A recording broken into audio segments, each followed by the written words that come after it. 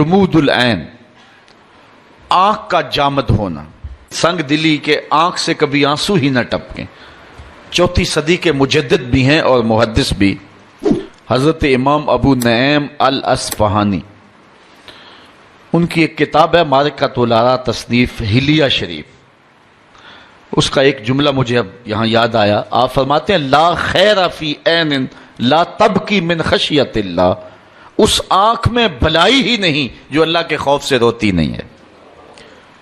اور حدیث میں آتا ہے کہ جو شخص خوف خدا کی وجہ سے رویا اور اس کے پلکوں کے بالوں میں سے ایک بال کی جڑ بھیگ گئی تو قیامت کے دن وہ بال کھڑا ہو جائے گا، عرض کرے گا مالک یا اس کو جنت عطا کر دے یا مجھے نکال لے، تو اللہ تعالیٰ جل شانہ بال تو نہیں نکالے گا لیکن اس شخص کو جنت عطا فرما دے گا۔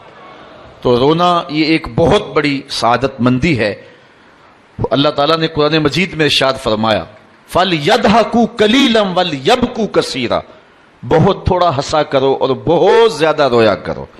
تو رونے کا حکم دیا ہے میرے رب نے۔ حضرت داتا صاحب علیہ رحمہ نے اس حدیث کو بیان کیا، حضور نے فرمایا راتوں کی تنہائیوں میں اٹھ کے قرآن پڑھا کرو اور قرآن پڑھتے ہوئے رویا کرو۔ فَإِن لَّمْ تَبْكُوا فَتَبَاكُوا، اور اگر رونا نہ آئے تو رونے کی کوشش کیا کرو۔ تو حضرت داتا گنج بخش علی حجویری سے ان کے ایک مرید نے پوچھا حضرت رونے کی کوشش کریں پھر بھی رونا نہ آئے تو پھر کیا کریں؟ فرمایا پھر مقدر پہ رویا کرو کہ اتنے سنگ دل ہو گئے ہو کہ تمہیں رونا نہیں آتا۔ میرے والد بزرگوار ایک بڑی خوبصورت کہانی سنایا کرتے تھے کہ ایک اللہ کا بندہ تھا، اس کی عادت یہ تھی کہ وہ سخاوت بڑی کیا کرتا تھا، اور ویسے بھی اہل اللہ کا یہ طریقہ ہے کہ ان کا چولہا گرم ہی رہتا ہے۔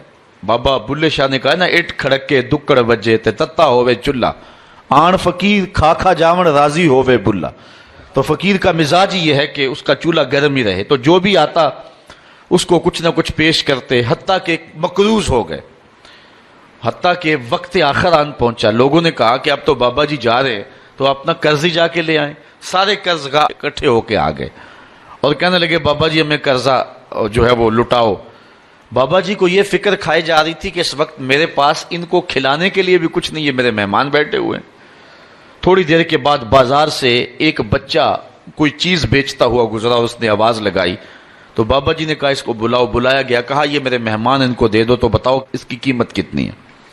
اس نے شکر کیا کہ میں سارا دن گلیوں میں گھوم کر کے یہ سودا بیچنا تھا، میرا ایک جگہ ہی فروخت ہو گیا۔ تو اس نے وہ سارا کا سارا سودا جو ہے وہ ان لوگوں میں بانٹ دیا اور کہا کہ اتنا بل میرا بنتا ہے۔ بابا جی نے کہا بیٹھ، جو بیٹھ گیا۔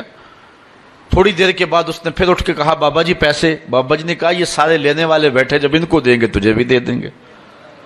تو وہ بچہ کہنے لگا کہ میں تو اپنی بیوہ ماں کا یتیم بچہ ہوں اور میرے گھر کا چولہا اس وسیلے سے چلتا ہے، تو میں تو صبر نہیں کر سکتا۔ وہ اٹھ کے اس نے رونا شروع کر دیا۔ اچھا وہ رویا، اللہ کی رحمت جوش میں آ گئی۔